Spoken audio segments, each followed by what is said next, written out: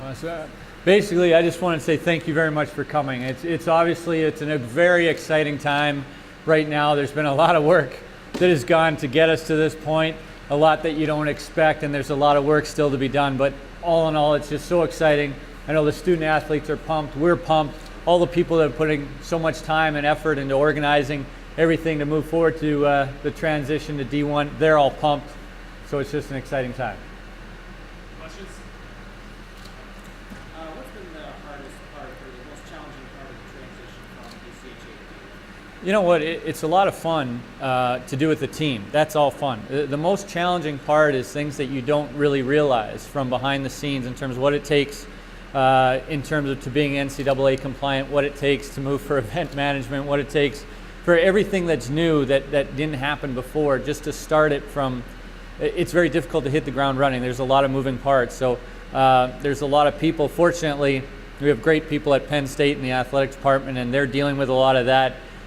It's a lot of work. That's the most challenging part. From the team standpoint, it's a lot of fun. We know that it's going to be a huge step up. We understand that in terms of the speed and the strength of the athletes, more so even the speed of the game, the thinking. And it's something that we'll have to work on every day at practice, and that's going to be a challenge as we've only had one practice. Obviously, that'll be a huge challenge for us the entire year. Your roster was similar yet different in some areas compared to last season. Can you talk a little bit about what changes you guys made, where you sort of focused? I'm sorry, did you say we were similar yet different? Yeah, some of your roster is similar yet different in some areas. You carried some guys over and bring some new guys in. How did you go about the process of finding those guys in? Well, last year it was basically a year-long tryout for those that wanted to be with us when we played D1, and I give all of them so much credit. I mean, what an exciting time for them. There's many of them, the upperclassmen, that came to Penn State because it's Penn State and to play club hockey, and now get the opportunity to play Division I. And they worked so hard all year. They worked so hard all summer. So there's 16 players from last year's team. They're on this year's team. To find the other 11, it's a lot of work. Keith Fisher, Matt Lindsay have been on the road nearly constantly to find the best student athletes that fit Penn State and fit our hockey program. So I think what you're going to see, I think you'll see added size up front. We wanted to address that, and we want guys that with high hockey IQs that can think, get up the ice, and like to score goals. When you're on the road recruiting, what type of individual are you looking for? What type of student athlete? Yeah. First of all, we want really good people. I think I was very impressed with the quality of our locker room that we had last year, and I was very fortunate to have great quality in some of the past programs that I've been in, and that's something that's really important to our staff. So number one, you want to find quality individuals and guys that understand what Penn State's all about, that really appreciate an excellent education. You want players that really appreciate passion of the student body and want to be a part of something special, not someone that just wants to arrive somewhere. The situation we're in, it's very important that we get people that really are hungry to build that and want to have that pride in building the foundation. So those are the kind of people we look for. As far as hockey, it's very important to us that we have high hockey IQ. We tend to be a very creative team. We don't put a lot of leashes on our players. We let them go, and if we're going to play that way, you got to have smart hockey players. But you have a very unique schedule this year, a lot of high-end T1s, T3s, A-stations. What are some of the advantages and disadvantages that you sort of see? Yeah, we'll find out. I've never been a part of it. This is new for all of us, and there's very exciting. Both ends of that are exciting. You talked about the high-end Division I teams. We're playing Union, which made it to the Frozen Four last year. Obviously, we're going to Michigan State. We're going to Wisconsin. I mean, those are the top of the food chain. So for us to do that in our very first year is, of course, very daunting. We understand fully how good those programs are and how difficult they are to play. But it's a great opportunity for us to find out where we're at right now. So I think it's a great schedule. I'm very happy with what was put together. Obviously, Billy Downey deserves a lot of that credit, and I think it's perfect for where we are right now. How difficult was it putting that schedule together to find teams willing to face such opponents? You know, I think it was pretty. The reception we got was excellent. I think there's a lot of teams that want to play Penn State. There's also a lot of teams that understand the situation we're in and want to be a part of this year, which is a transition year to the Big Ten. So hockey's a great, I love college hockey. It's a great fraternity. There's a lot of coaches that want to help you out, and if they have the opportunity to play you that will help you, they want to do it. And at the same time, I think there's some that want to get us now. I think there's a lot of expectations on what's going to happen years in the future, and if I was them, I'd want to play us now too. Are you nervous at all going into the Big Ten? Sure I am. I mean, the Big Ten it's the first time there's ever a Big Ten conference, and the teams in this conference in their respective conferences have dominated, and they've dominated on a national level. I played in the WCHA, I coached in the CCHA, I know very well how good these programs are, how much pride and tradition they have, the success of not only their programs, but their alumni at the National Hockey League level. I have all the respect in the world for these programs, and we're very honored to be a part of them, and that's a huge draw to come to Penn State, not only for our staff, but for our student athletes. It will be the best college conference in the nation, and to be a part of it is an honor. Certainly, we understand how tough it is. We understand that, but that's why you come to Penn State, to compete against the best. How do you think Penn State having D1 hockey is going to affect kind of youth hockey in the region and the state? I think it's going to have a tremendous effect, and if you talk to Mr. Pegula, that was one of his vision points of building the building that he wants. It's to encourage and be a catalyst for youth hockey in this area and all of Pennsylvania. So Pennsylvania is getting better and better, and we're giving birth to some great hockey players. We just need a lot more of them, and I think the Pegula Ice Arena is going to be probably the most important factor that happens to youth hockey in this area. So if you can envision a decade down the road, I mean, I foresee a time when we have just passionate Pennsylvania kids that are great hockey players on a national level that grew up playing in Pegula Ice Arena, whether it's right here in this district or coming from tournaments from other areas across the state, that grow up just can't wait to play in front of 6,000 screaming fans at Pegula Ice Arena. Coach, what qualities did you see in Tommy Olczyk to make him the captain? Well, you could see him immediately. Number one, he's a 4.0 student. He takes academics very seriously. He's very intelligent. Besides that, the way he represents himself, not only to the coaching staff or the team, but just to himself in general in public, is just excellent. I think he's a tremendous representative. And on the ice, he's a talented guy. He shoots the puck very well, as you've seen, but he does a lot of little things that don't get noticed. He does it with a great work ethic. And really, when you ask what are the qualities that we saw, this was, we actually put a vote to the team in terms of what players they thought had the highest levels of work ethic and commitment, what players represented themselves the best, what players that were committed not only to Penn State University, the hockey program, and academics, and his name was at the top of the list. So we certainly agree with it as a coaching staff, but I think you have to give the credit for his captain's selection to the team. Coach, you've got captains and assistant captains, one in each class except for freshmen. What can you speak on the leadership throughout the depth of the roster? Well, that's a good point. That wasn't by design. That's an interesting point. I think that we're very fortunate. I talked about the quality of the locker room before. I give the seniors of last year a lot of credit for that, as well as the juniors last year that are seniors now, and it's really nice that they were recognized as a whole. But I do think it's important. You want, just because we hope to have a whole locker room of leaders. You don't have to have a letter on your chest to be a leader. And we expect that everybody has that attitude. These are three individuals that, in terms of what we look at for the team, is important to be captains. But we certainly expect everybody to be a leader.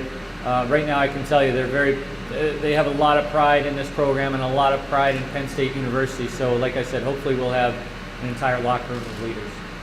Going back to Tommy real quick, did you talk to him at all about his experience with the Hurricanes this summer?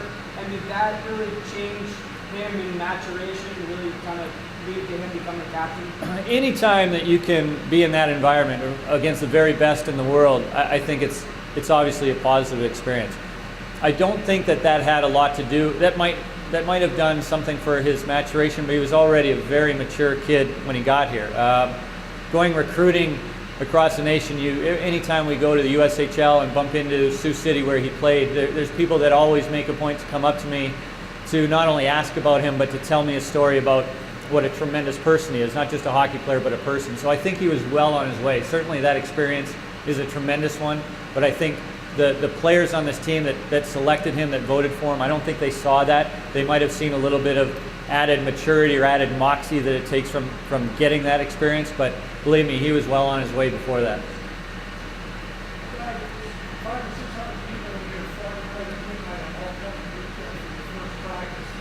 Speak to what that means for the team overall here at Penn State. Yeah, it was such a great experience. It was great to see. We didn't know what to expect. We had our first practice at 12:01 Friday night, which was the first opportunity we had to practice, and we invited people out to watch it. We had no idea what to expect, if we were going to get 3 people watching it or 53 people, and I think we ended up over 500 people watching practice. I thought it was tremendous. I think that the players were surprised. I don't think they expected that huge turnout. This is the first time we've ever done anything like that. I just thought it was fantastic. And the atmosphere and the questions by the student athlete or the student body, they love hockey. It was very apparent. I think every one of us that was on the ice had the experience of students coming up and just telling us how excited they were and that they can't wait for the season to start. So it was tremendous. And from a staff standpoint, what a great thing to see. Penn State's I just love Penn State. The student body here is the best in the world. Have you run into any obstacles on the recruiting trail where people might be deterred of the use of the program or deterred away from Penn State because it's still in its first year as a Division I program? Yeah, of course, and we're going to get there. I think, as I mentioned earlier, though, that it's really important. You asked what's important in a recruit. Number one, when you're in the situation that we're in, you want people that are hungry to be a part of that foundation and want the pride to look back years down the road and say, I was a part of that. To answer your question about Tommy Olczyk, I'll never forget his recruiting visit. When he came in, he spoke about that. He made a point to say, I can't wait, 10, 15 years down the road to look back at what we accomplished. And he has a real pride in building that and a commitment to that. So yes, there are players that just want to go somewhere that's already established and go to some place as a destination where they've already arrived. We want to find the players like Tommy Olczyk that want to come here and are really hungry to build something.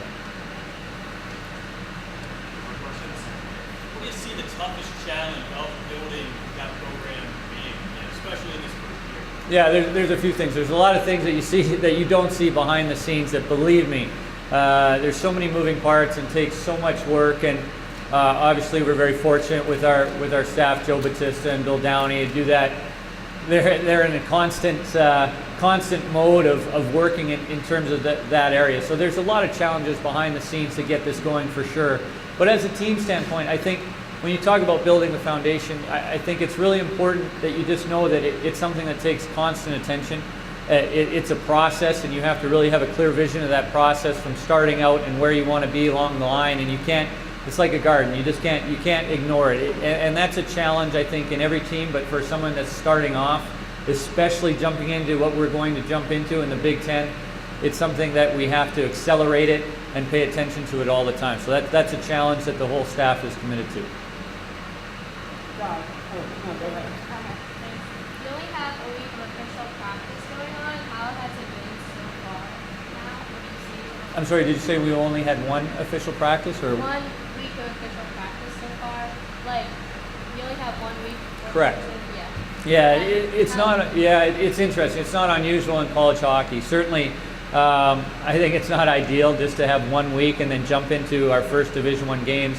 So I think the guys have been working very hard off the ice with our strength coach, and they're allowed to skate on their own. We're allowed to condition the athletes. So we take advantage of every minute we can. But certainly, it's a huge challenge with so many new players to address systems and objectives with only 1 week to go.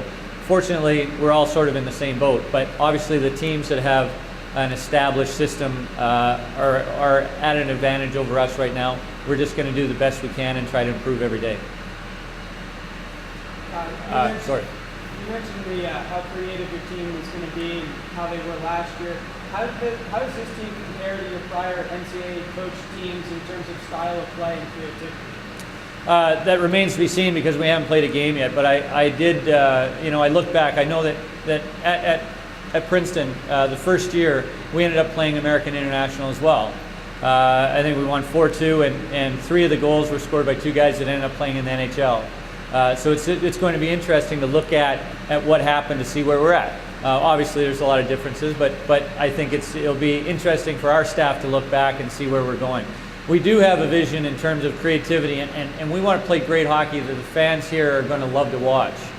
In that sense, I'm very excited about it. We've got guys that you're really going to enjoy watching, and some of them are in very big frames as well. You've got guys, you take Max Gardner, who's a third-round NHL draft choice to the St. Louis Blues, who has tremendous skill. He's got a lot of offensive creativity, but he's doing it in a 6'3" package, and he's fun to watch. I mean, I think you've talked about the challenges. Some of the challenges right now for the coaching staff, I think, is to keep our mind on what we're trying to accomplish in practice and not get caught enjoying watching some of these guys. I think it's an exciting team right now. I look forward to seeing the identity that not only we're hoping they get, but each team will although you have a direction for them to go, each team and every year has their own little identities that come out, and we're all very curious to see what that's going to be.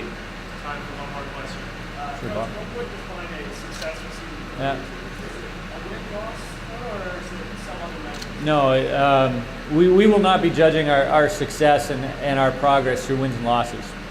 Certainly, wins and losses are going to be a byproduct of the job we do in terms of how we do with the foundation, but we're going to judge it in terms of how quickly and how consistently we all get on the same page.